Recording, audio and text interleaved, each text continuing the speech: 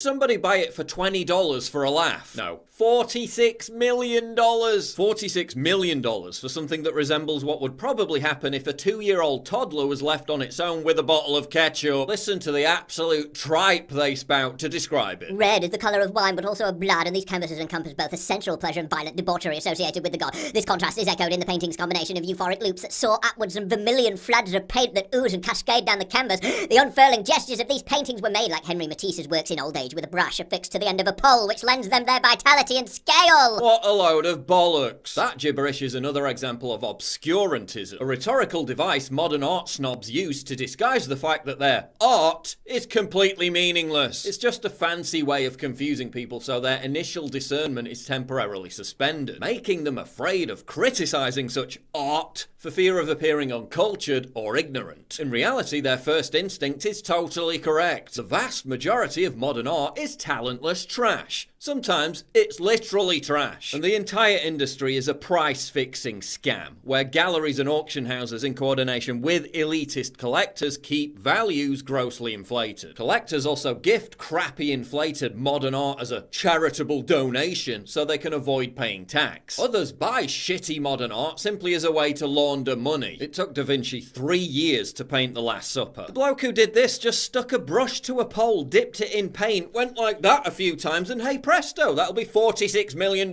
please. He spent just as much time thinking up a name for it, and after I'm sure what was an intense period of internal debate, he eventually settled on Untitled. Oh, but wait, it's part of a series? Because it really looks like a lot of forethought went into the other one, given that it looks almost identical. The Guardian called the artist, Cy Twombly, quote, the most intelligent and emotionally eloquent artist of our age. Yeah, our age is shit, isn't it? Here's another spectacular work from the most intelligent and emotionally eloquent artist of our age. What endless list of titles did Twombly agonize over before naming this one? Oh, it's called Untitled. Again. I call it testing a biro pen. What makes this all the more ironic is that Twombly was obsessed with Leonardo da Vinci, which is like the schlub who designed this being obsessed with Isambard Kingdom Brunel. The age of Trump derangement syndrome has only intensified the belief that anything can be considered art if it serves to amplify some demented far-left political cliche. The carpets, if you look very closely, you see?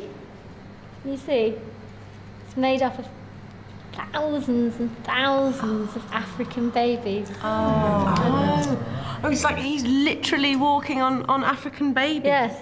And like, so he's like the West, and the African babies are like Africa. That's a very good interpretation. Remember the Black Lives Matter supporting performance artist who twerked her giant fat ass once for every time an African American was killed by a cop? Yeah, that was my favourite. Now a transgender artist has collected 200 gallons of urine to protest Trump. Yeah, stockpiling piss isn't art. It's a mental illness. This artist embarked on a, quote, observation of zeitgeist through the so-called thanato-political dimension of contemporary biopolitical practices. What actually happened is that she breastfed her own dogs, which is closer to animal abuse than it is art, but who am I to judge? This genius didn't even bother slapping a few splodges of paint on a canvas and instead just literally wrote the words, please imagine a boring abstract painting. But why even bother writing anything when you can just glue cardboard boxes to the wall? Having already blown $500,000 on a blue ring, Calgary wasn't finished yet. Artists always say their aim is to move people with their work. Well, a massive new sculpture in Calgary is definitely moving a lot of people there into writing hate mail. Just off the Trans-Canada Highway stands Calgary's latest public art installation, Beaufort Towers. The project cost $500,000. The Museum of Modern Art in New York, MoMA, remains as cancerous as ever. This piece of art celebrates, quote, downtown counterculture. Exactly what's artistic or counterculture about some pouting soy boy flouncing around in front of a camera, your guess is as good as mine. I just feel like even like the reductive nature of this, like his color scheme is so fascinating. Yeah, his color scheme is so fascinating, he's literally used one colour. Respondents to the Twitter thread reacted with their own pieces, all of which were actually more intricate than the dross hanging in the gallery. Share photos on Instagram showing how you interpret the hijab as part of a modern wardrobe. Yeah, the hijab is so modern that women all over the Middle East who refuse to wear it or simply let it slip are subjected to abuse, beatings, imprisonment and death. So modern, so progressive. Next up at MoMA, share photos showing how you interpret the chastity belt as part of a modern wardrobe. But given how insufferably boring and pointless their exhibitions are, it was thoughtful of MoMA to provide this jigsaw puzzle for visitors. Oh no, that's a piece of art too. No, an unfinished jigsaw puzzle is not art. It's an unfinished jigsaw puzzle. If people say it's art, it's art. Well, I think that's absolute rubbish. So you could say anything is art? You just have. You could say everything is art. But the point is that... Is my shoe art? If you say it is, I have to then judge it on those terms. Well, I think that's a totally ridiculous argument. Well... I never heard anything more ludicrous in my life Well, it's before. sort of... Replica sports shirts. They're not art. They're replica sports shirts. Just because you moved them to a different location and devoted a poncy, pretentious monologue to them doesn't suddenly make them art. They're still replica sports shirts. Just like sticking a piece of plastic shit through a toilet roll holder doesn't change the fact that it's just a piece of plastic shit stuck through a toilet roll holder. Art that has to be in a gallery to be art isn't art. Some kids left a pineapple in the middle of an exhibition and people mistook it for art, thinking that everything is subjective, that there are no objective standards of beauty, and that anything can be considered art isn't a refined opinion. It's dumb. If you think that, you're not sophisticated. You're a clown. Students are now being taught that believing in objective standards of beauty in art is cultural fascism. Beauty has fallen into disrepute. For some reason, people have marginalised the pursuit of beauty. There's been a huge cultural shift.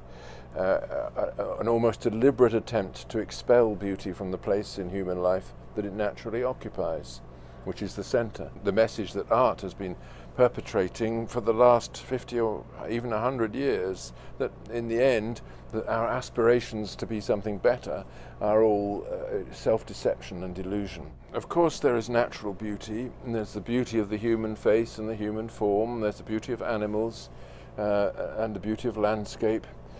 Everybody is aware of that. It stands there as an independent witness to the meaning of the universe. What kind of damage is all this doing to the fabric of Western civilization? 700 years after the start of the Renaissance, and this is where we've arrived. If this is what we call high culture, an endless parade of meaningless debris that promises nothing and delivers nothing, what does this say about our society? What does this say about our contribution to the grand tapestry of mankind's collective achievement? What does this say about how we've let these culture vultures tarnish and defile the legacy of beauty handed down by our ancestors? We mustn't be afraid to loudly proclaim the emperor has no clothes. We mustn't be afraid to call out abstract modern art for precisely what it is: a wretched, ugly manifestation of postmodernism, an insult to our heritage, a desecration of our human potential.